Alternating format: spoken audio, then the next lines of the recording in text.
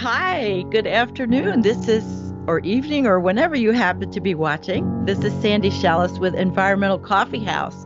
Today we have a really special show. We have the esteemed Professor Peter Wadhams, and of course, my partner Jennifer Hynes. And I'm going to give this to Jennifer to introduce Peter properly. Well, we are just so thrilled to have Peter with us today. Peter is Professor Emeritus of Cambridge University, the former head of the Polar Ocean Physics Department, and has gone to the Arctic over the last 50 years, having gone on over 50 field journeys. Nobody knows the Arctic better than Peter. So with that, Peter, we're so happy to welcome you to Environmental Coffee House. Yes. Oh, thank you very much. It's a real pleasure to be here. Wow, wonderful. Yeah, well, what spurred this was the discussion on scientists' warning, the new scientists' warning, with Allison Green, Dr. Allison Green, and the three young people that wrote the critique. And we have some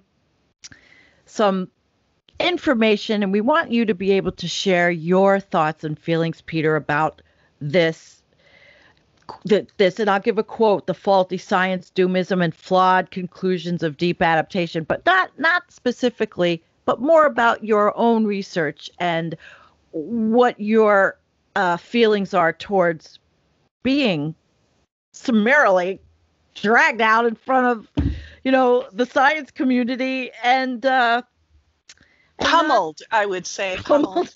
Yes, pummeled would be a good one. And guys, we want to give Peter this opportunity to have a platform to respond honestly about what was dug up in that article that Sandy just alluded to, and also to the two YouTube videos by Allison Green and the two young guys, the faulty science of deep adaptation. So with that, Peter, we're so happy to have you here. What do you think of all of this? Well, I was very surprised. I mean, I don't mind at all having my work analysed critically by other scientists who know something about science, but to be insulted by little kids who have absolutely no knowledge whatever about the Arctic is pretty annoying, because they're using that simply as a way of getting at Bendel, because they don't approve of his philosophy. And they are presumably saying his philosophy about climate change is that we're all going to hell in a handcart, and there's not much we can do. All we can do is adapt to it. Now, I don't agree with that view, because I think we have to do absolutely everything we can to try to protect ourselves from climate change. But at the same time, the science that he describes and ascribes to me is accurate. So he's giving an accurate account of what science is telling us about the rate of climate change being more rapid than people thought it was, even though you don't necessarily have to agree with him that we should all give up and start to mentally adapt. So these kids who know nothing took it upon themselves to insult my entire lifetime of scientific work because of a political aim of their own. And that sort of arrogance. It's arrogance as well as ignorance. That sort of arrogance and ignorance doesn't stand them in a good way if they want to be scientists in the future, because they're not scientists now, and at this rate they will never become scientists. They're just nauseating kids. And so if we look at a few of the things they've said, they are defamatory as well as being stupid. So first of all, they don't know anything about climate tipping or climate change. So they got somebody called Dr. David Armstrong Mackay, who I've never heard of, to explain everything to them, because he's a postdoctoral researcher, which means he's a couple of levels beyond theirs. And he says that the warming expected from the ice-free summers is about 0.5 degrees globally, which is actually much less than the predictions of people who actually study the ice.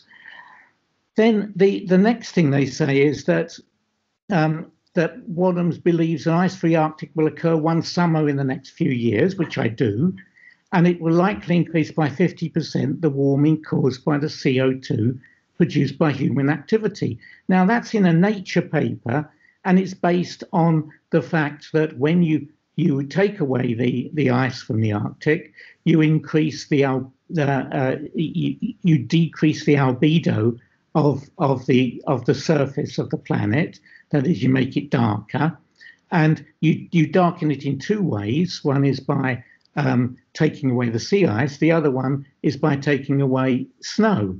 That the snow line is retreating as well because of global warming. If you put those two together, it's equivalent to adding 50% to the warming caused by the CO2 emitted by human beings. That's a very serious acceleration, and it's recognized as such, and it's recognized as a really serious effect. Now, they then say, this passage shows the author's tendency to dismiss the work of hundreds of scientists based on one person's estimate. So they're saying that by saying this, which is published, I'm dismissing the work of hundreds of scientists who have said that this is not happening, which is completely untrue. I mean, there are no hundreds of scientists ganging up to say nothing much is happening. This is complete fantasy dreamed up by these students. And then it's even a cursory search reveals that the magnitude of Wadham's prediction is off, and so is his timeline. Well, they haven't even done a cursory search, because if they had have done, they would have seen that this is absolutely in line with what we know about how albedo changes when ice disappears. And the next thing he claims is that I was predicting ice-free summers that were condemned by multiple scientists. See, they don't give the names of any of these multiple scientists. That multiple scientists I've talked to say this is untrue. Name one of these scientists. They don't. They don't know any scientists. So they claim multiple scientists have said that it's low credibility that there will be an ice-free summer shortly. Well, if they looked out of the window, they would see that this summer is likely to become an ice-free summer.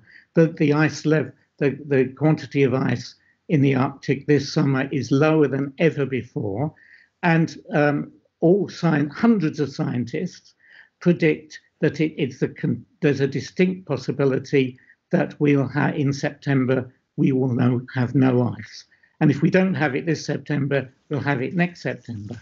Now, if I predicted this would happen by 2018, I'm only a couple of years off, whereas the scientists that they go along with say that there will be ice until 2050, which is complete rubbish.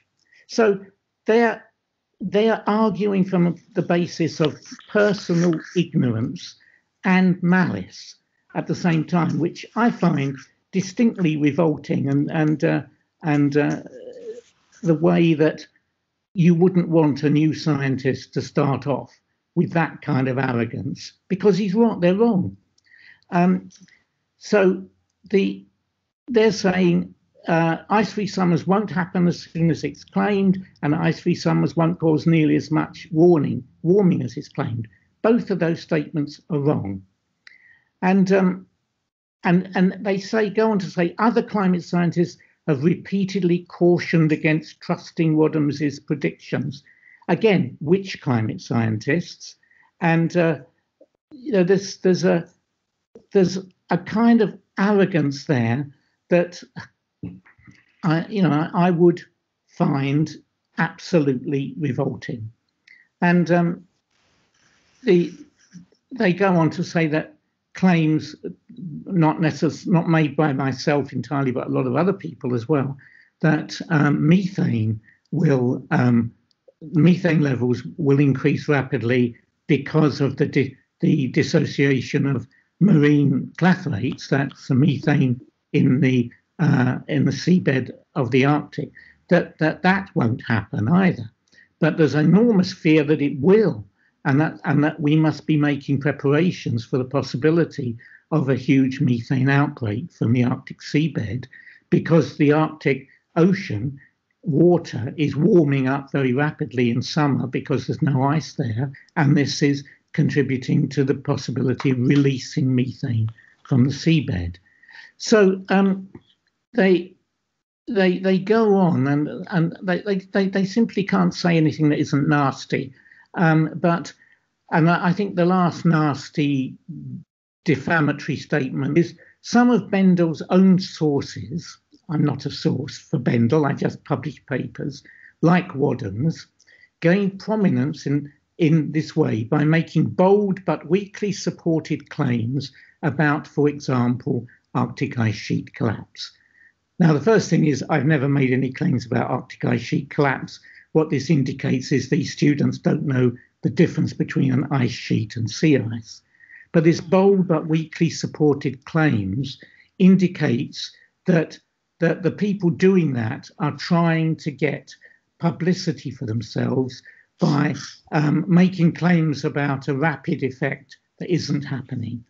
Now, that is defamatory, because any claims I make about what's going on are based on 50 years of field research, which is about 49 and a half years more than they've done, and it's based on scientific results. And I'm not seeking to gain prominence. I'm seeking to gain prominence, but according to this, but in fact I've just retired, so I'm not sure why I'm seeking to gain prominence in my career when my career is now over. And so the other thing I think about is a truly great scientist who died today, and that is Connie Stephan, a person I have enormous respect for. Yeah, he's an Arctic scientist who works on ice sheet. He works on ice sheets, and he's Swiss. He runs a lab at Davos, and he has a base in Greenland, and he died in an accident at that base. Now, the thing about Stephan is he's one of the greatest Arctic scientists there are, and he's been making bold but weakly supported claims, except that they're strongly supported. And he's been claiming that sea level rise is going to be more rapid than the Intergovernmental Panel on Climate Change says, because the Arctic ice sheet is melting much more rapidly. And he's even has been saying that although the official figure that IPCC puts out is that global sea level will rise less than a metre this century, his personal view is it will be much more than that, possibly up to 4 metres. Now, that's very, very serious, because it affects every coastal city.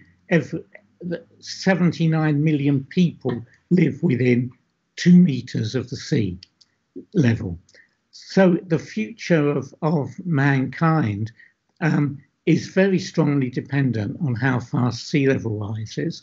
And his view, based on a lifetime of research, is that sea level is rising much faster than the Intergovernmental Panel on Climate Change says. Now, sadly, he won't be able to make that case anymore. But in making it, he based it on a lifetime of really solid research. No one would dare to say that he was trying to gain prominence by making bold but weakly supported claims. So they need to apologise to people like him, as well as to people like me, in 2 YouTube interviews that weren't really interviews at all, but were simply saying, oh yes, you're wonderful, everything you say is right. I think that's completely wrong, and I find it odious and repulsive. You know, one thing I noticed is that they were saying the science and the math was wrong. Deeply and disastrously wrong. They took exception to the exponentiation, right? And they took exception to the polynomial trend lines, which you can see if you look at any graph, they're all on a polynomial trend line. However, they said the exponentiation simply isn't there, and that makes you guys alarmists. How do you respond to that? Well, in that case, everybody who saw the beginning of the COVID epidemic would have been accused of being alarmist if they were saying, look at the doubling time for the number of cases. This is an exponential growth. We better do something very, very serious very quickly, or we're going to get a massive number of cases.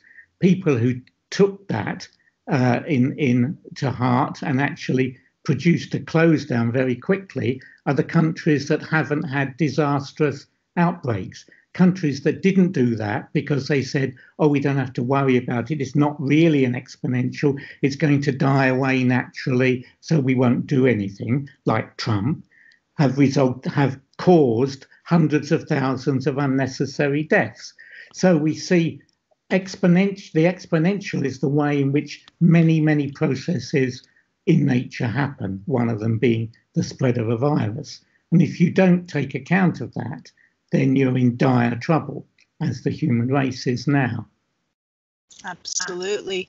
And any graph that you look at that plots any gas, any trend, population, oil, anything pretty much having to do with our civilization or the climate, I've noticed, like, for example, looking at a CO2 increase graph, you know, that goes back several thousand years, you can see it's just boom, and it goes straight up, and we're right off a cliff. And it's just the only reason that the climate hasn't caught up with it yet is that there's a delay, and it is going to catch up with it, and it is going to get hotter. It is, quote, already baked in. So I think that their denial of exponentiation is curious, right, to say the least. Well, it's curious given that the curve of carbon dioxide concentration in the atmosphere is increasing exponentially. That is increasing faster than exponentially. And the carbon dioxide level in the atmosphere is the fundamental indicator of how much global warming we're getting or going to get. And that's despite everything we've said about the Paris Agreement and reducing our emissions. We are, in fact, increasing our emissions exponentially. We're getting an exponential growth in CO2 in the atmosphere. That's producing an exponential growth in global warming. So the basic indicator of climate change is itself an exponentially growing function. So I don't see how they can deny exponentiality in other aspects of the climate when the fundamental aspect is an exponential change. There has been a lot of talk lately about having free ice, ice-free at the North Pole. And, you know, the North Pole is not where the thickest ice is in the Arctic. And there has been a lot, I mean, there's been the Arctic hurricane that we had at the end of July that ripped up all the sea and chopped it up into little broken pieces all the way from the Beaufort Sea across the Arctic. That happened at the end. And I think there's possibly another hurricane forming now, but I'm not quite sure on that. But what is happening these days is that we're able to see that the sea ice volume and the sea ice thickness right around the North Pole is getting extremely thin. Could you address that for us? Yes, because the ice extent and the ice thickness are both going down, but the parts of the Arctic that are where the ice is likely to last longest are the areas which have multi-year ice. That's ice that's more than 1 year old. And there's the amount of multi-year ice in the Arctic, it used to be the dominant ice type in the Arctic, but now there's scarcely any left.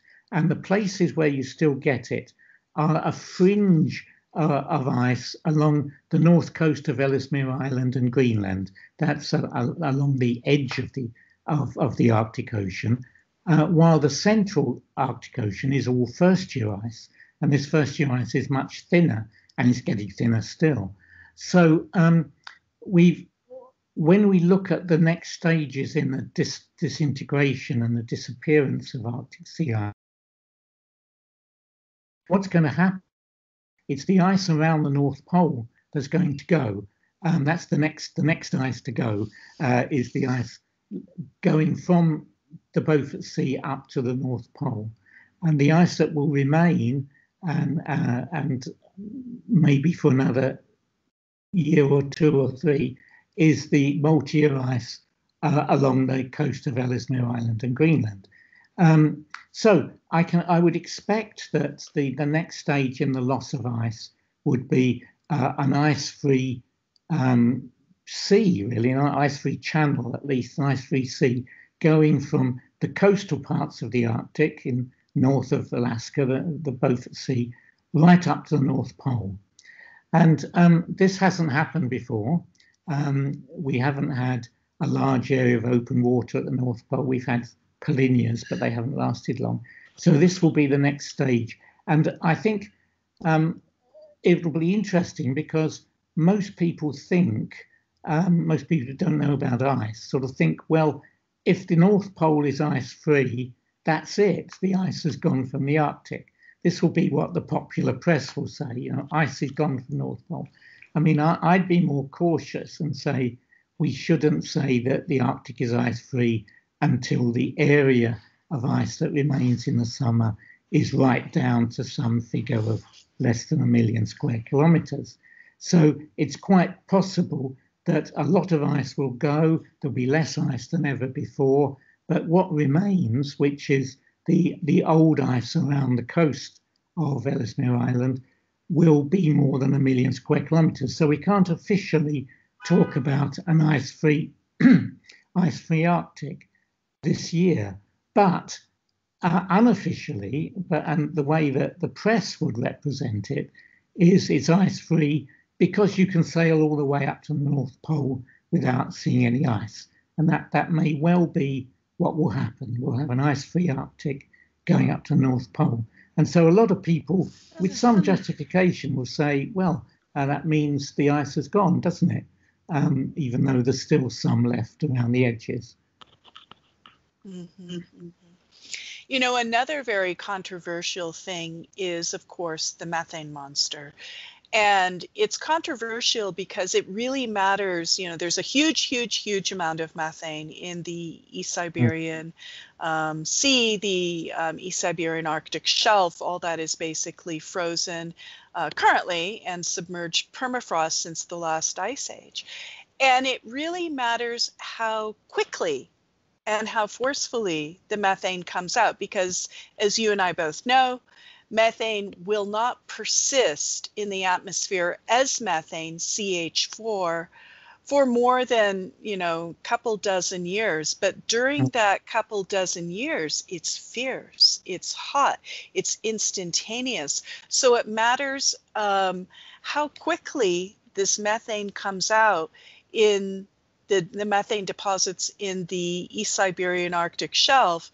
And will there be enough methane coming out to cause a quick pop of, say, 0.5 degree centigrade or not? And that is the question. Well, it's a good question and very important one. In fact, I'm writing a proposal at the moment with colleagues from the Climate Restoration Foundation to try to get some substantial support for a kind of prophylactic be prepared to get rid of a huge amount of methane project, because this problem is likely to erupt and could do so. And if it does, it's going to be disastrous. The thing is that there's a huge quantity of methane in the sediments under the Siberian Sea. And the estimates are by the Russian scientists who work there most, that there's about 700 gigatons waiting to come out. By waiting, it's waiting to come out because it's being held down by a layer of frozen permafrost, which dates back to the Ice Age. Now, this was all stable right up until about 10 years ago, because the water in the Arctic Ocean was still was still very cold in summer because there was still sea ice there, and therefore the water on the seabed wasn't much above zero, and so the seabed was bathed in freezing water and remained frozen. So you've got a stable situation whereby potentially unstable and dangerous methane hydrates are held down by the kind of pressure of like a pressure cooker of permafrost on the seabed. Now, what's altered in the last few years is that with sea ice retreating in summer and the water being very shallow, the water warms up, and I've measured it actually 11 degrees there in summer. And that 11-degree water, which you can swim in, is bathing the seabed now in the East Siberian Sea. And that permafrost on the seabed is thawing, and that's going to release this 700 gigatons of methane. And the Russian scientists who looked at this made very conservative predictions, saying, well, maybe only 80 gigatons will come out, or 50 gigatons will come out initially, and then take time for the rest of the methane to come out. But 50 gigatons, we worked out with them what that would mean, and it would mean 0.6 of a degree of warming almost immediately worldwide, and gigantic costs because of that. And that's probably a very conservative estimate, because they only counted in the East Siberian Sea, and we know that the Laptev Sea and the Kara Sea, that these are other Arctic seas that have maybe 4 times as much area as the East Siberian Sea, are also shallow water with large amounts of methane in the sediments. So we might get something far, far worse than the Russians have predicted. And yet that Russian prediction is itself for 0.6 of a degree of immediate global warming, which is huge in terms of what it would do to the world. So we really should be worried about the seabed of the Arctic Ocean and what could happen to it in a very few years. And therefore, I would strongly supporting, in fact, trying to work towards ways of getting, how do we get rid of this? How do we fight against a methane outbreak? There's a potential method that's being developed called iron salt aerosol, where you're blowing an aerosol with iron chloride over the surface, and that actually removes methane. Or there's another way, which is to marine cloud brightening, where you pump finely divided water particles into the bottoms of clouds.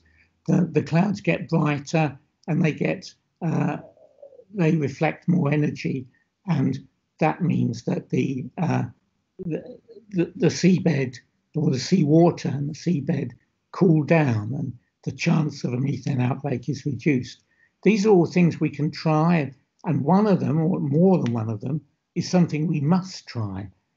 So I feel if I feel religious about anything, it's we've got to find a way to save the world from a methane outburst, and be ready to go with some mitigating measures very quickly, because that outbreak could happen in a very few years' time, or could happen this year, because of the way in which the the permafrost on the seabed is disappearing. Peter, my question on that would be, why would other scientists minimize the methane problem? And what does that gain when, and here you are, I don't feel like this is apocalyptic thinking. This is thinking that is forward and solution focused. So what would other scientists gain by minimizing an issue that needs to be addressed, as you say? I have absolutely no idea. It's not as if we're dealing with some unknown phenomenon here. I mean, we're not talking about flying saucers or something. We're talking just about methane. The physics and the chemistry of methane are perfectly well known. The concentration of methane in the sediments is well known. The warming of the sediments due to climate change is well known. So the probability of this disaster happening is actually well known. You can assess it. You can do a risk analysis and come to some conclusion about what's the risk of a methane outbreak in the next few years. And most analyses come to pretty gloomy conclusions about that. So the scientists who say, this is alarmism, we mustn't bother with it, there's nothing happening, there's nothing going on, nothing to see here, just move on. I can't understand their mentality, because the precautionary principle is one which is well known in climate science, that if something could be very nasty if it happens, and there's some chance that it will happen, we must take precautions. And yet the Intergovernmental Panel on Climate Change doesn't seem to want to take any about methane. And so there's a political thing there. I don't know why there is this downgrading of the threat from methane. I think it might be because nobody really has a good way of getting rid of methane yet. So instead of focusing on how do we do it, they would rather say, well, let's ignore it. I have seen that, Peter. As you well know, about a year and a quarter ago, a very potent 6-minute video came out with Yale Climate Connections about the methane problem, and it showed a rather, I don't know if you recall it, I know that you made a response video to it about a year ago, kind of an emotional young girl who was upset about these conspiracy methane videos that had set her off and causing her psychological damage. And then she ran to the U.S. Geological Survey to get, information. And this was kind of like, oh, now I realize that this was all a conspiracy and I really don't have anything to worry about. Do you recall this little yes, piece? I remember that. Yeah, incredible. I think it was 2 people got that up. That was Ruppel and Schwartz. And they seem to have a vested interest in methane not coming out of the Arctic, because they've said there isn't any to come out. They sort of stake their reputation on methane not existing in the Arctic, which is a bit foolish since everybody who goes there sees huge amounts. It seems completely weird, given that there's no kind of psychological or psychic reason why we should pretend that methane is not a threat. It might be just the feeling that we're faced by so many threats, let's not add another one to them. Although, of course, it's there, we have to face up to it and deal with it. And I think a more balanced treatment of methane in the Arctic is given in this Leonardo DiCaprio film that came out last year called Ice on Fire. And in fact, the trailer, the poster advertising Ice on Fire shows a scientist or a man apparently on fire. And in fact, it's a scientist who was poking through a frozen lake in Siberia and released some methane which caught fire and sort of fired up around him.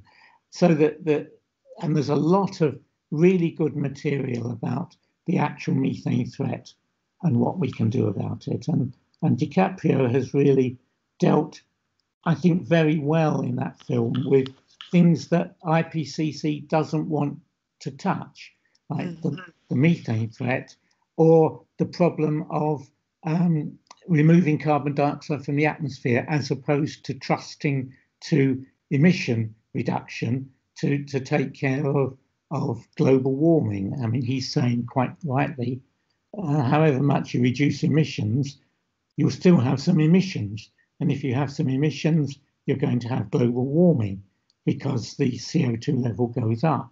Therefore, the only real solution is to take CO2 out of the atmosphere. So we should be looking at air capture and other methods for capturing CO2, which DiCaprio goes on and deals with. So he deals with that, which it's become less of a sort of a banned subject now to talk about taking CO2 out of the atmosphere, because everybody realizes we have to do it. But it's still a banned subject to talk about taking precautionary measures about a methane outbreak. But DiCaprio does that to his credit. He really takes these subjects and deals with them in a very good way. No, he's done fabulous work.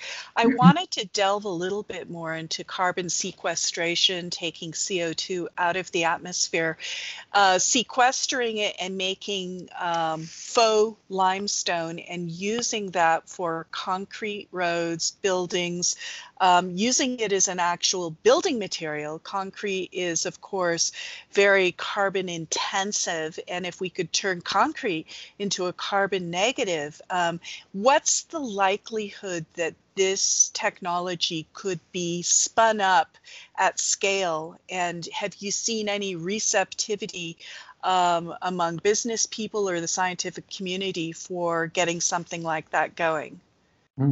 I think we could. Not only do I think we could do it, but I think it's that sort of thing is the only hope that mankind has, because I don't see us reducing our emissions at the rate that's needed to even slow down global warming. The only way is to take CO2 out of the atmosphere. Now, there's two approaches. I mean, one is the European approach, which is remove the CO2 out from the atmosphere. That's fairly easy. You just blow air over an absorber. You take out the CO2, but you have to do something with it. And the European approach will be to pump it underground or do something like that. And it will cost a lot of money.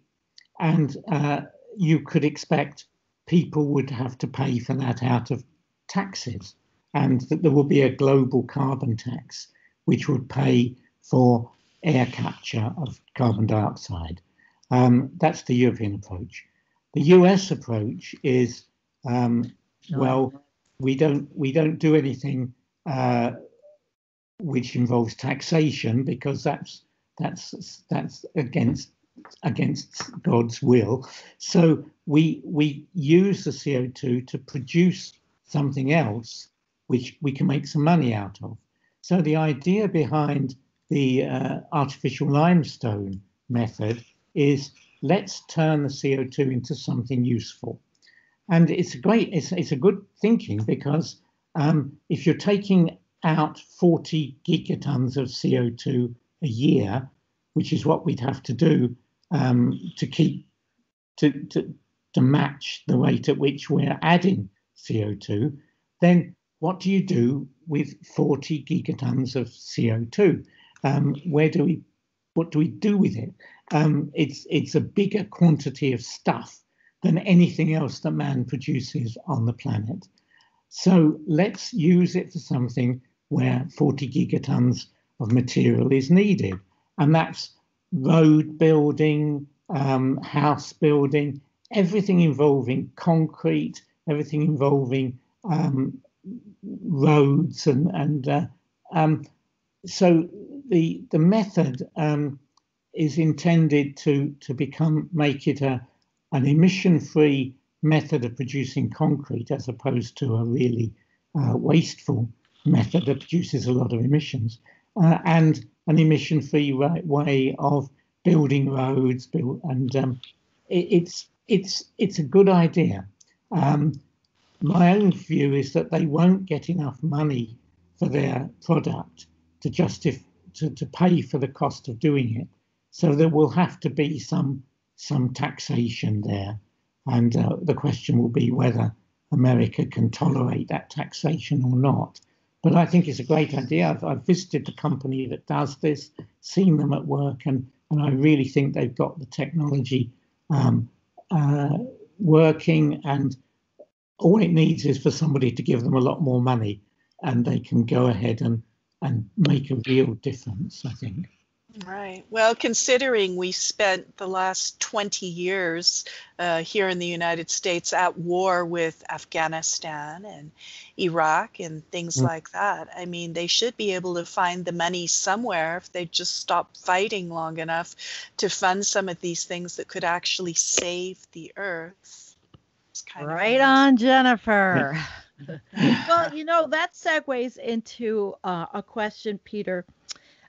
Political will and governments, and given the gravity of the predicament we're in, other than the last ditch efforts, what do you think how do you think governments should respond? I mean, if you had a perfect world or a perfect government, what would you like to see? Well, I would like to see them accept that this is the most important threat of all in the world, and this must be given top priority. So they shouldn't give top priority to building some more aircraft carriers and getting some more vertical takeoff fighters. You should be taking global climate change to be the threat, because it threatens the very things that you are trying to defend anyway. Like if you are Trump and you're spending a huge amount of money on building new aircraft carriers and vertical takeoff fighters, then the threat that climate change holds is that the world will become uninhabitable. So there's not a lot of point in defending American interests with more aircraft carriers when there's no viable world left for people to live in. So people have to realize that, and in theory they do, but in practice they don't. I mean, in theory, everybody says, yes, if we don't do X, Y, and Z, the world will be finished. But in practice, it's always easier to not do X, Y, and Z, because the world isn't finished this week or next month. And so long as the end of the world is deferred by and doesn't happen instantly, it's not a nuclear war or something, then governments prefer to do nothing. And it's a fault, a basic fault in human nature. And I don't know what can be done about it. I mean, it does indicate that maybe as a species we're unfit to continue running this planet, because we're incapable of seeing and recognizing the real threats to our existence and doing something about them. So if we're not prepared to do anything about these really serious major threats, then we don't deserve to survive, and probably we won't. So I don't like to join the gloomy type people who say we're doomed, but unless we do really do things and do starting now, then we are doomed. I don't think it's alarmist at all. I think it's realist. And unfortunately, the term climate realism has been hijacked at least in the United States, by the Heartland Institute, who employed their anti-Greta to spread the message that there's nothing to see here. Yes. How's she getting on, by the way? I mean, has she vanished? Well, I think she may have vanished a bit because she's not with the Heartland Institute anymore. But that was a concerted effort to confuse the young people. And in fact, obviously, Thomas, Galen, and Colleen are confused enough in that venue that they wrote the paper they did. And then we have the anti-Greta confusing things even more. It's a very tough call to see if we can have the political will, and that's not a doomer view. It's realism, but not in the realism of, oh, there's nothing happening. It's very well for these people to put on the blinders and say nothing's happening, but yet they won't put on a mask to take care of a pandemic. Yeah. Well, Greta, I mean, I think the value of Greta, I'm just talking today to Stuart Scott, who was the person who introduced Greta to the world. So he's did a marvelous job for humanity there, and unfortunately he's very ill. But Greta had that ability to cut through the kind of this jargon crap from politicians about, well, we must be realistic about climate and do things systematically and do them slowly and so on. And she just says, well, if we don't do everything now immediately, we're doomed. We've had it. We've got to do it now. And speaking as a young person, so it's absolutely incredibly valuable what she's saying. And she has to keep saying it, of course. But it may be that can get something going, because I think young people are much keener, with certain exceptions, like the ones that we've been discussing. Young people are keener to see real action about climate change than older people are, because older people just, in a way, want to live out their lives in relative peace. Like I'd like to live out my life in relative peace. I concur. They're going to be less keen to take radical action than young people, because young people have got longer lives ahead of them. So the sort of rallying call that Greta gives out is very, very important. And I think it's marvelous that she exists. So do we. Absolutely. Do you think, the paper that Thomas Nicholas, Galen Hall, and Colleen Schmidt, the faulty science, doomism, and flawed conclusions of deep adaptation, do you think that one of the reasons they took exception to the math and just basically said, oh, the exponentiation's not there, it's not that bad, these guys are all alarmists, do you think that they were motivated a lot by the fact that they were young? Or what do you think there? Why did they take that stand? No, that's weird, because I mean, I teach a lot of young people. I mean, I'm teaching in Italy this year at 2 different universities, and I've got lots and lots of young, very, very keen, enthusiastic people who very often also are saying, why wasn't I taught any of this before? And so you're sort of teaching courses that have been newly created by the university because they didn't have courses on climate change.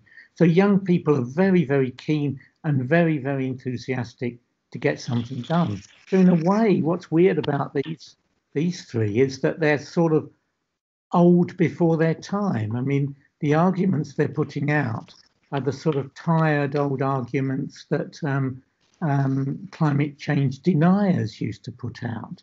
So they've obviously not gone to look at the science as it's understood now.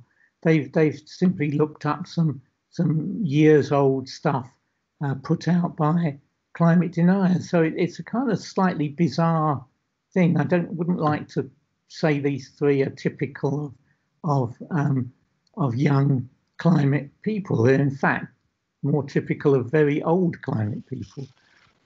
Peter, there had been a comment on one of the videos that they Googled their way through the paper. I thought you might find that interesting. Yeah. There's no. I mean, the ignorance there is quite extreme. So, well, I don't think one needs to say any more. But I think we can segue to actually emotional strength. and all of that you've seen and all of that you've experienced, where do you find your strength? Where do you find your strength to stay with the trouble and watching the ice world, which has been your whole life and love? Where is that strength coming from? Well, there are a few foundations that are doing research in or trying to find funds for research in this field of taking out carbon dioxide and taking out methane, which I think is the only way forward for survival. And so it's worth helping and working with them in any way I can, because I think that is our only way forward. So I don't mind that the rest of everything is falling apart. Well, I do, but I can see that if we can get CO2 removal going successfully, we can save the world. If we can't save the world. So it's a pretty simple relationship, really. If you really believe that you want to try and help save the world, you should really work flat out with whoever will let you help them for finding and developing ways of CO2 removal and ways of methane removal, and put all your eggs in that basket, and that could save us. So it's not one shouldn't despair. There is a solution, but there is only one solution left. In the past, there were many solutions. In 30 years ago, we could have reduced our emissions. We could have done a lot of things that would have saved us from having to do drastic things now. But we failed to do anything. And now we've only got that one drastic thing left, which is CO2 removal. So we have to do it. I think we covered it pretty well. Peter, do you feel complete, or would you like to talk about some other things? No, I think I've said what I really wanted to say. And because the only further thing I'd say is, why aren't governments and major foundations putting much more money into carbon dioxide removal and methane removal? Because this shouldn't be some kind of experimental research that you do in the back room of some small lab somewhere. And all the labs I've visited of carbon dioxide removal, they're brilliant people, full of energy and working on shoestrings.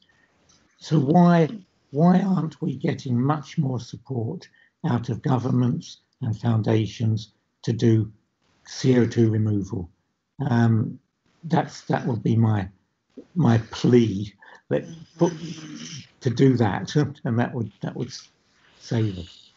Yeah, and that gives you the impetus to go on to keep your inspiration, is that there is a solution that you're working on. Can you tell us again the name of the organization you're working with? Well, there's one, the one that I think is doing the most at the moment is the Climate Restoration Foundation, which was founded by a Bay Area businessman called Peter Fikowski a few years ago. And of course, he lives in the Bay Area right beside all these companies, like the company that does the limestone. There's several companies like that, and they're all living around him. So when I went to visit him, he just took me around to visit all the companies that are doing CO2 removal. So a hotbed of CO2 removal is the Bay Area. So they should be, somebody should be pouring funds into the startup and small companies in the Bay Area.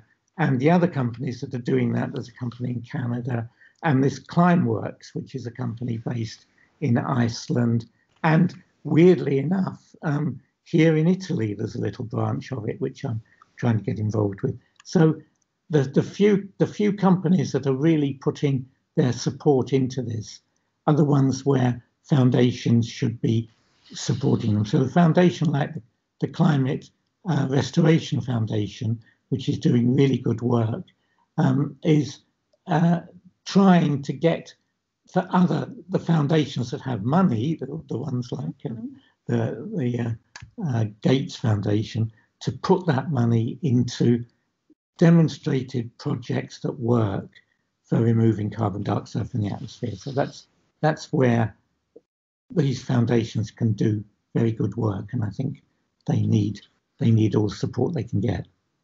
And that's where the political will of the future should lie then. That is where activists should be putting some of their time, and lobbyists, at least in the United States.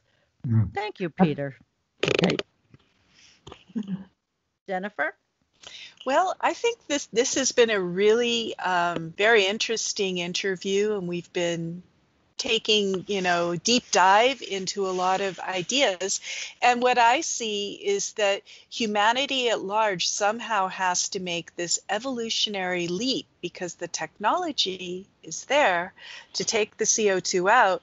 Can humanity collectively make the mental and emotional evolutionary leap to put their spirit and mettle behind these initiatives? And can it translate to government? Can we save ourselves, or are we just too stupid to survive? That's kind of my readout on it. Peter, we could do this again and go on. This is fabulous. I thank you so much for joining us at Environmental Coffee House, Peter. Any last words you'd like to say to us and our audience? No, it's just been a pleasure, and now I have to rush on to another phone call, I'm afraid. That's fine. Well, Peter, it's been a true pleasure. I hope that we can talk to you again in the future. And until then, we'll just stay tuned and watch the Arctic melt. Okay. Right. Well, I hope this does some good. Thank you so much. Thank you so much. Okay. Pleasure.